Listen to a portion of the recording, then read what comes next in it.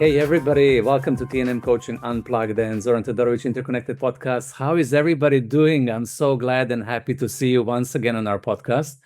And I'm full of gratitude because week after week we're growing. And thank you so much for referring our podcast to your colleagues, referring our podcast to your friends and family, sending us good comments, quite good comments in the last few weeks. The diversity of the guests. I'm really, truly inspired that we have impact impacting our community. So once again, thank you so much for choosing us and for using your time and energy to listening.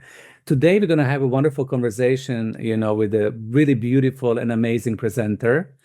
Susanne McAllister, she is trauma-informed therapist. She's also mentor. She's author of the Anxiety Detox. And her body of work really helps high-functioning, heart-centered women in the workplace and in the entrepreneurial life gain this clarity, compassion with themselves. We all know that success comes with a price. I witnessed this in my own life. I'm also coaching a lot of people and a lot of women, and I know what it takes for somebody to develop and build a success in their career, in their family, in their life. And sometimes we neglect all of this that success brings towards us. We forget about ourselves. We lose ourselves in anxiety. We lose ourselves in stress. We lose ourselves in this storm of pressure, perfectionism that brings this all together. And I'm sure, as Susan is, that it doesn't need to be like that.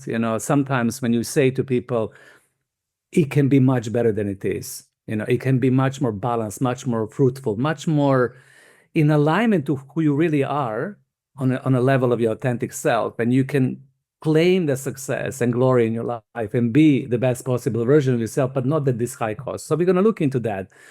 What is this silent tension that creates this burnout, silent tension that creates this self-doubt, and this disconnection from our deep needs and desires when we can override ourselves just to be successful? And specifically, we're going to focus on high-achieving women. And I know that a lot of women listen to this podcast. I know all our HR colleagues who are following TNM coaching. I know a lot of the self-employed women in entrepreneurship who are also following us listen to this. So this is dedicated to you. And also for men, you need to listen to this because, again, you can learn from it a lot for yourself, but also you can learn how to recognize, support, and relate to high-achieving women in a best possible way. So, Susan, welcome. Thank you so much, Zoran, for having me. I really loved your intro and how you talked about that, it doesn't have to be like this. And I think in we are in a paradigm shift here at the moment because we came from like an old model of leadership as well, where we had to hide a lot about who we are. And I do feel like authenticity is really where our superpower comes now. And I feel there's so much in leadership.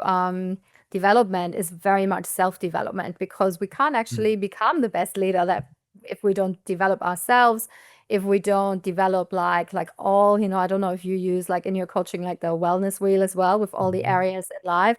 And there's the spiritual aspect as well, I think, where that's been missing for a while, and the community and who we are and our inner strength. So yeah, it's like a whole rounded. We just spoke about a little bit, touching on that it's a holistic model where we at now. And of course, we don't discriminate men. Men are welcome. I work also with men, not only women.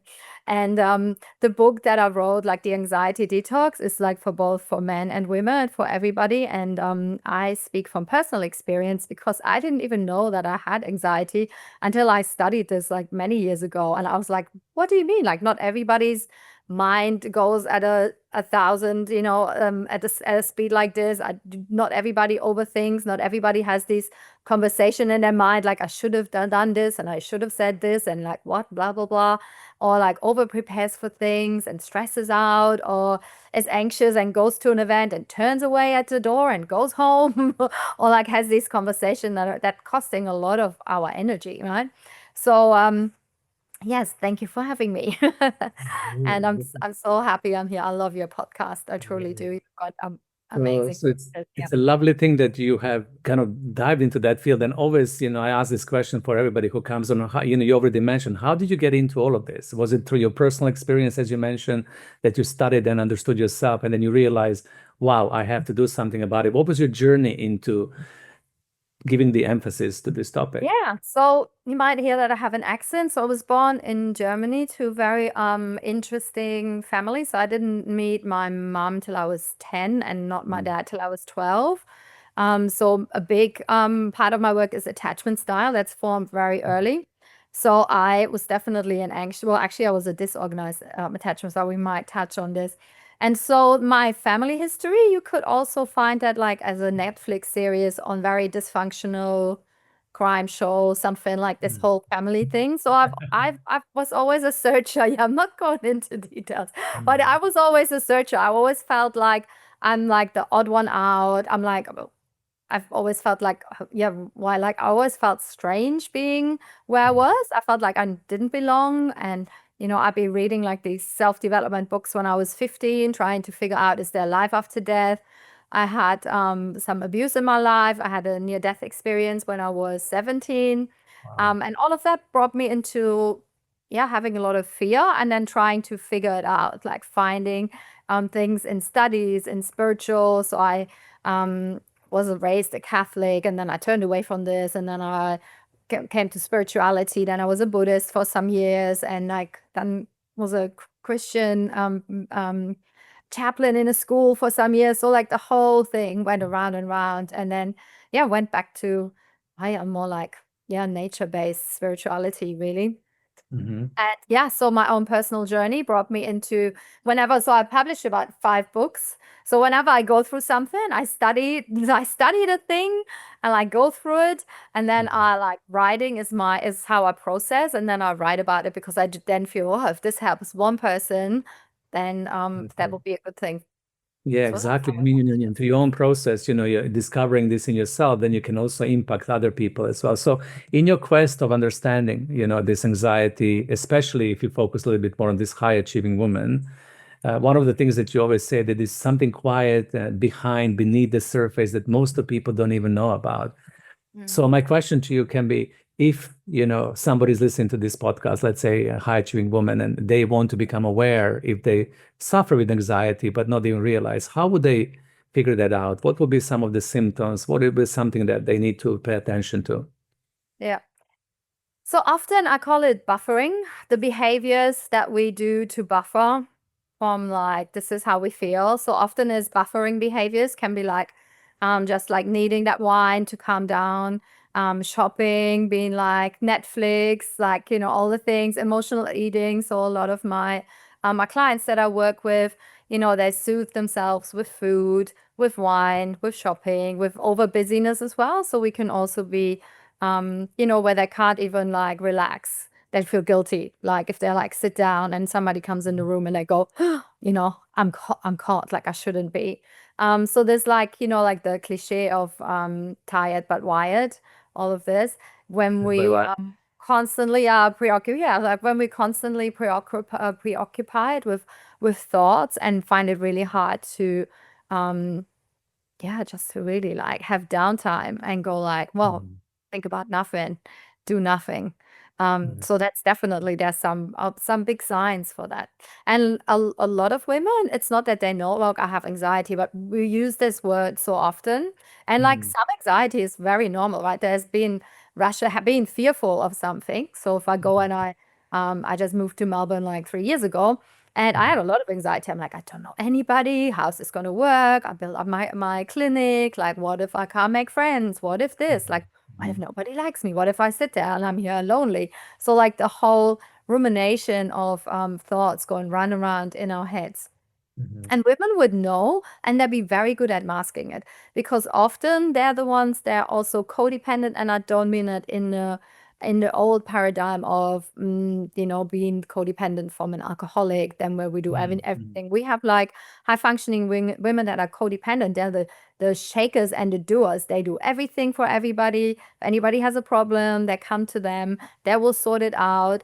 They have a solution. They're like highly, highly skilled and highly efficient. So like they're like the women, they're like the rocks. But deep down inside, there is this like still this imposter, like not being enough, not fitting in. What if somebody finds out like the mask that we're wearing? And that's there's a high cost to this. There's a high cost to that in leadership. There's a high personal cost to this effect of like somebody's going to find out, or saying yes, to all the things that where they know like I should set boundaries. I just don't want to do anything. I don't want to get out of my pajamas this weekend. But Mm. no, they have to organize all the family things and the work things, and they Mm. appear like really, and they are, yeah, highly effective power women that are out there, but also they can be crippled with anxiety, and nobody would know that because I know that I can be there, and nobody would know that I'd be like doing breathing exercises in the toilet before I go on stage, and then just when I walk out there, I think, oh my God, how can I get where's the exit, and I can run out and don't appear here. So that's the Wow. things that go on in our So mind. as a man, on a certain level, I love what you're sharing as well. So why do you think women are so good in being able to master that? What is that quality? Because I'm thinking about successful women that I know, and I love successful women. I love women, the type that you're describing, somebody who is rock solid, somebody who's able to accomplish a lot, in family, in also in community, but in business. I know women who are super, super active. And sometimes, in men's circles, we're joking by saying that women are so capable in multitasking and accomplishing so many tasks simultaneously that Mhm. sometimes men with a singular perception, we cannot even fathom to accomplish that at the same time. And yet, what you're saying that some of these women are masking that deeper sense of inadequacy, insecurity, imposter syndrome so well.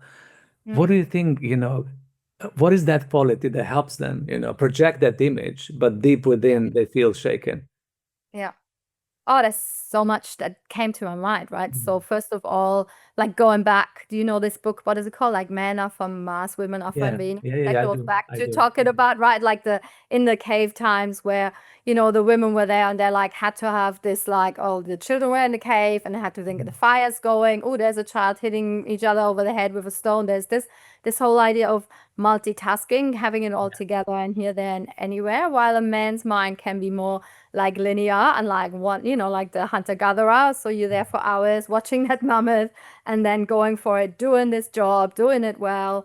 And that can be way more relaxing than like all the things a woman has to do. So I do feel that's like some of the skills that come from there.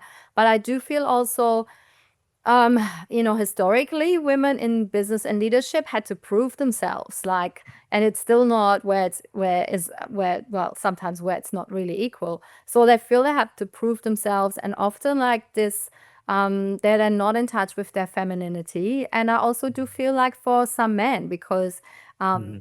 when I do a couple therapy, then that can also come across as the woman emasculating the man in a way, Mhm. because the Mhm. man is like, what's my role, like, where the woman goes like, no, I can do the barbecue and I can do this and I can do this. Yeah, everything, And exactly. You don't need to do anything, exactly, of course. yeah, where it's very much like the when a woman is not in touch with her feminine side, Mhm. because we are more where it's more, where the man might be providing and the woman is Mhm. like more, the softer part. And often when we're in leadership, we have to be in our masculine side, and that is Mhm. really draining for a woman. She can do it, but then she feels that's where the burnout then comes in. Um, and yeah, so it's like the feminine and masculine, and how can we be in our feminine side when we're in a Mhm. leadership role, and that's where the balancing comes in. And And where, I love that you exactly, and you're saying this is where the balance comes from. And thank you so much for that because I love that. I think that's the key, like for a lot of women, from my perspective as well, that this balance between masculine and feminine energy, and the women overusing their masculine side, which is the one that is organized and accomplishes and achieves, but doesn't have enough space and time to rebalance herself in a space of the feminine. And then we get out of balance, and then as you said, the beginning of the burnout starts, right? yeah, it does. It Yeah. does. And I love, Susan, what you're saying as well, that women do have to prove themselves. I've been in leadership development in corporate work now for nearly 30 years, and I'm still surprised, honestly, because when I started a long time ago, it was like, okay, that was a norm at that time. It was still the boys' club, so to say. It was still, Yeah. you progress in your career if you are a man, and you get paid more if you're a man. And still, we have the same situation that men within the same roles are getting paid more, and women are still fighting, fighting, fighting to prove themselves. And this is where this perfectionism comes through as well. Tell me a little bit more about how the perfectionism kicks in this situation. Yeah, so there's an amazing body work from a woman called Lise Bourbeau, and she talked about the mask and wounds that we all have. So there's like 5 different masks that can come from our childhood, in business. But yeah, so all of this comes also back from childhood. Our personality is shaped there. Mhm. So, and in leadership, we often have to wear these masks and to just like to meet like organizational expectations, right? So the Mhm. 5 core wounds and the 5 masks that we then have is like one of the core wounds that I think nearly all of us have is rejection. And Mhm. then when we get rejected, then how we mask is then where we withdraw. So in a leadership role, for example, then we might avoid risks or sharing bold ideas or like, because we fear our criticism. Then the Mhm. second mask is that of abandonment, manifesting as overextending ourselves and that then creates burnout, right? Overcommitting, overextending. And then there's the mask of the wound of humiliation. And that Mhm. is the one that leads to perfectionism, where leaders, they avoid mistakes um, and they sidestep things because they feel shame. So humiliation or like the wound of humiliation, that then leads to perfectionism. And then Mhm. the fifth one is the wound of injustice, and that Mhm. actually fosters rigidity in the leader, where they're setting unreasonable high standards to ensure like fairness. So it has to be like this, and so that's like in short. I know like we can't dive too deep into this, but Mhm. yeah. So they are the masks, and there are the wounds and the masks that we have. So that's where the perfectionism comes in. That where it can be very rigid, and of Mhm. course, how do we overcome these things? Like it's like, well, you might not have ever heard about this, and you might think like, oh yeah, like I do have like I am scared of rejection, or I am scared like if I do this, I get humiliated. That's why I have to make sure it's perfect. Like, and if I take imperfect action, what could happen? Like, what are the worst things that can happen? That can happen. So this is why I work like one on one with our leaders and Mhm. entrepreneurs as well to help them through. And the first thing, of course, is understand like the triggers, like to really look at like where were there a situation where you felt dismissed or unsupported or where you felt judged. And because then that's where we can see like the patterns that we have in our leadership and the patterns that we have in companies as well, because that really, plays in so much in the culture about our companies, what's going on and Mhm. naming this. And then, vulnerability is like that we've avoided this for so many years to feel vulnerable Yeah. in, in our leadership because that's vulnerability was seen as weakness, right? If you're vulnerable, then that's like cut down. It's the Mhm. same in relationships. If we're like vulnerable, then we're like, we can be attacked and then we Mhm. can be taken down. But yeah, it's like I do feel it's very different. I do feel like being like authentic and bringing in who we are and healing our wounds and seeing it more like as a teamwork. I feel that is when that's where like there's a strong leadership that can be an authentic and true, like true growth can happen like for everybody. Mm. Mhm. And you brought a lot of things here as well that we can dive in deep. How do we heal that aspects of ourselves, when it comes to those masks and those wounds and also trauma? Yeah. Because sometimes people don't even know, that they have microfractures, and there are mini traumas in their life, even if they come from the best possible families, even if they come from under quotation mark functional families, there's Mm. still always some kind of residual work, let alone people who are aware that those families were dysfunctional or whatever happens in their formative years. So also, I think the trauma comes in here as well, that people sometimes reject to know, and they even recognize that they have been exposed to this, and then all this core wounding that you describe the masking comes forward because you're not healed and restored. Would you agree to that? The trauma also has a little bit impact here. Yeah, absolutely. I do feel like it always comes back to attachment style, and actually only 10% of all people, like all children, are securely attached. So, will I like, yeah, for your listeners that haven't heard about attachment style, it's kind of where Bowlby did these experiments with these toddlers. And so he'd bring like a toddler with the mom into a room, and there was like a safe person to look after the toddler. and there were some toys, and mom would say to the toddler, I think her name was Lisa, little Lisa. That was like one of the experiments. She said, "Yeah, mom is gonna be back in 10 minutes. Like you play, and here's somebody look after. Here's some toys," and she'd go out. So a safe attached child would expect or knows deep down, and that is already formed within like from birth, even before, depending on the pregnancy and what happens. So very, very like baby years. So the safe attached child would go, maybe cry a little, oh, mom is gone, and then go like, oh, there's toys, there's a safe person, trusts that mom will come back because, already has established the trust in the world, expects the best to happen, doesn't expect anything bad. It's like, mom comes back, that's good. So just plays a little bit, mom comes back after 15 minutes, and the baby goes, oh yeah, mom, this is nice, maybe keeps playing or engaging with the other person. So that's only 10% of children. And then we have anxious attached, where that baby already knew. So maybe through whatever reason, the caregiver wasn't available or whatever it was. That baby knows, like, so the baby, although the toddler goes, like, mom goes out, and the child is inconsolable and goes, like, and cries and cries and cries and cries, doesn't want to know about the toys, doesn't want to know about the person. Mom is like the one person that can save everything. And that baby doesn't always thinks like, oh my God, the world is an insecure place. I might not get my needs met. So when mom comes back, clings to mom's legs, never wants to let her go. And so there's anxious attachment. And that's how we do our relationships when further on, unless we're aware and we heal this. Then we have the avoidant, and avoidant style is where that baby must have said to herself or himself, I can only rely on myself, and that's it. So mom goes, baby goes, I don't even want to know. And like either plays, doesn't play, probably doesn't want to know the other person.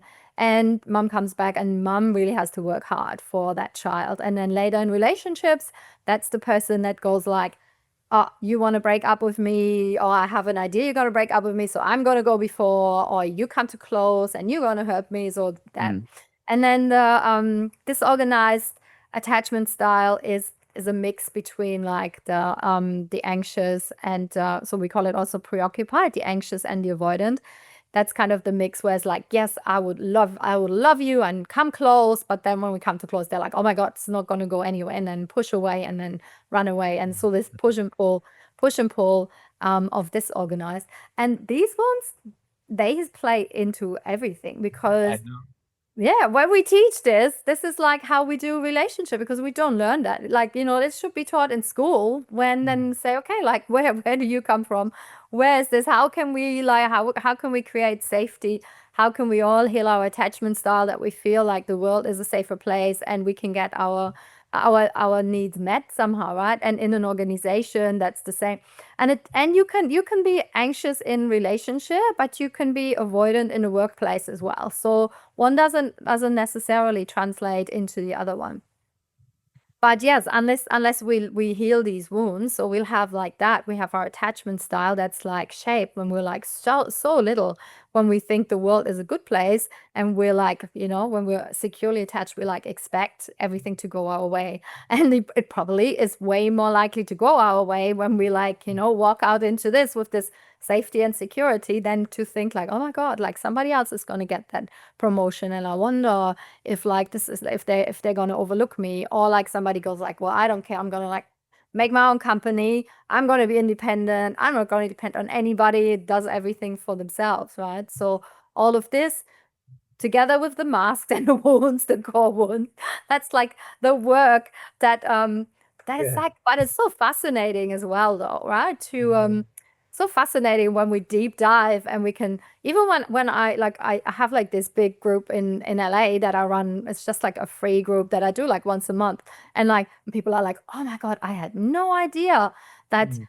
And they go like, I think I'm dating my mother, or I'm dating my father, not literally, but like I'm still running. Yes, I'm I'm still still running. running after this, like after this love that I didn't receive, and I'm still waiting for somebody to come back in the room and say, you're worthy and you are good, and you're a good person and you deserve everything. And that doesn't happen. So it's like us, where we like, it's kind of like reparenting ourselves, but then also doing it on a corporate level, because then we're like, on a corporate level, we're like in teams as well, and they all have attachment style. They all have communication styles, they all have personality types, they Yeah. all have the five core wounds. So it's like Yes. this big soup of Yeah. um, Yeah. amazingness. Which makes us, wonderfully imperfect and wonderfully quirky and all work in progress. And I kept on saying to people, like when we realize that we are all work in progress, that we all have these attachment styles, core wounding, that we all have this in a mix, and the quest of learning about yourself. And this is exactly what you said at the beginning, Suzanne. Being a good leader starts with learning about who you are, what you are, understanding yourself deeply, including your core wounding and your shadows. Because sometimes people in corporate will branch into understanding only personality type. They will go assessment and will say, I am this. But there is much more depth in understanding our shadows than just that. So once when you understand this, I would love to shift now into the space of, what do we do about this? I mean, like how do we start the journey of restoring and transforming and healing, because it's a restoration process. I see it more like once when you understand, we can restore the qualities inside of ourselves, we can heal, we can move on. So what would you say to people? What is the way, or what are the ways, or what is one way, because I know it's multiple way, that you will recommend or empower people to investigate and do? Yeah. So I would say, do not try and do this on your own, of course. Like find an expert that has walked this way before. Mm, Um, because I have a coach, and you probably have a coach. I Like, do. I you do. know, yeah, we don't like, I don't know about you, but I tried to work this out for many, many years by myself. Also, like, ooh, like what if somebody sees how broken I am on the inside? Like even that, before I studied this, like, oh. So yeah, don't do it on your own. Find like a really good person that knows what they're doing and that can be there with you. And then it's like, psychoeducation as well. Like I think like what I just said, like in a nutshell, that would have like rang maybe some bells with people. They're like, oh yeah, and my team, and like yeah, all these things. So it's about awareness and consciousness. Like once we know it, you can't unlearn it. So once you hear me talk about, because I always talk about attachment style, if we talk about attachment style and the core wounds, and you think like, oh yeah, maybe that leads to me. That's why I can't let go, and that's why it has to be perfect, or I can't put it out there.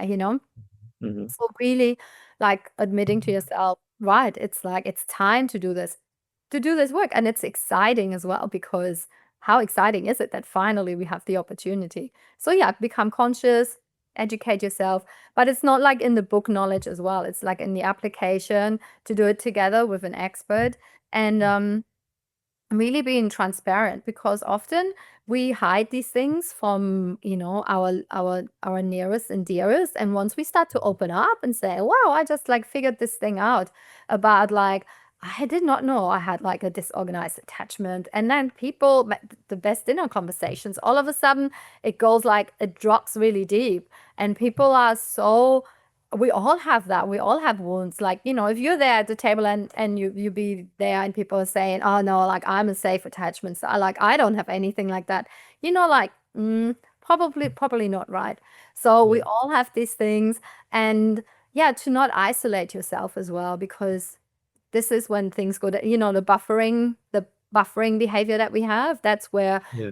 it is where like there's emotional eating, instead of like, what do I really need? I really need to speak to somebody about this, and like have somebody hold my hand through all of this. Or like, yeah, don't want to have to drink a bottle of wine, or like half a bottle of wine every night to numb myself out, to feel Mhm. okay. Mhm. So Mhm. all of these things, it's very, very important to, yeah, to be to yourself, like admitting like, okay, there's work to be done. This is exciting. It's not Yeah. like, oh my God, somebody's going to find all my faults Yeah. and And look at. something is wrong with me. That I think that's something, when people are listening to this and go through this dogma or perfectionism as well, that nothing is wrong with me, or something is wrong with me. Everybody else has their life sorted. And I can see that more and more right now with the social media exposure, especially in the young leaders, young generation, when we project these images of, Mm, of our life is fantastic and sorted and great. And then when you feel that it's not, then you feel the less than. I think it's super important to open up, as you said, to understand that we all work in progress. And I think that that's what is making us human. And so, as you said, creative and interesting and quirky and fascinating, because we have this depth of exploration and transformation. Otherwise, if life was so sorted all the time, I guess we will be a little bit bored, with ourselves. And I think that we also love watching dramas on television, on Netflix. We like engaging in other people's attachment styles because through them we understand our own. And I love, Susanna, that you're educating, because this is also part of education process, because a lot of the people don't even know that this exists, right? Mm. A lot of people don't go to coaching, don't go to therapy, don't go to counseling, because there's a certain level of being ashamed that you need help and support. So your call for action is like open up and engage with somebody who can really help you decode yourself, correct? Yeah. So my call is like authenticity humanizes you as a leader and like for yourself as well. And that builds trust with your team. It builds trust with yourself. So this self integrity as well, where stop hiding these things for yourself as well, and that inspires others to like step up, right? So anybody that is actually open, and even on social media, like the most watched videos are when like some of the perfect leaders and influencers, they lie in bed and cry and go like, this is me behind the scenes, really. Yeah, And that's everybody goes like 2 million views, yeah, because we're yeah, like, of thank course. God they're not perfect either, Yeah, right? yeah, yeah, And that's they need exactly. help. Thank God. Yes, exactly. Thank God they're not perfect either. I love when that happens, because that vulnerability, like as you said in one part of podcast, which is our superpower, actually, it's something that we all need to accept and engage with. Vulnerability as something that makes us strong, because when we're vulnerable, we can transform, we can learn about ourselves, we can become that better version of ourselves. Wonderful. So, Susan, we have a few minutes left. I think that this is just scratching the surface. And sometimes the podcast that I record is to introduce the audience to you, to introduce them in the essence of your work. And I'm really grateful that you managed to share a lot. So to wrap up with what I would love to just talk quickly in which it's your book, Anxiety Detox, because first of all, I love the name. I think it's absolutely amazing, because detox is something that is so popular nowadays. And detoxing from anxiety is something that I feel it's a beautiful process, first of all. So I really want to honor you for coming up with something so genius. So what is the call for action for our viewers to read this book? What do you think they will get out of it, especially if you go backwards to introduction of this podcast, The High Achieving Women? Yeah, yeah. Well, when they read the book and go through, it's like a 30-day journey. So they will definitely feel and get like calm amidst the chaos of life. So it's a very practical book with like 30 tools, 30 days, and a whole journey that they can take with me. So I also run like a little program where they can do the 30 days with me, or they can, do it with the book every day. And they learn like a lot of things that will help them with the pressure that they feel under our leaders. So some of the techniques are like, it's like EMDR, self-therapy, mindfulness breathing, but I also go into holistically into why organic foods. I talk about, so I also been trained in amino acid therapy for mental health. Like, what do we need? Because our neurotransmitters are so depleted from the constant stress and anxiety that we're under. So what can we do? Boundaries, delegation, how can we reframe things? There's a coaching model in there we can use, so it's like a whole potpourri of like the tools, like 30 days every day. So it's fun, it's easy, it's an easy read, and it's like it's a whole challenge, 30-day challenge, how you can challenge yourself. And so, yeah, leaders can definitely navigate like their high pressure environments and get more clarity, balance, and calm. Yeah, Mm. beautiful. Sudan, thank you so much for that invitation, that call for action. We're going to reference all of this for listening and take the challenge.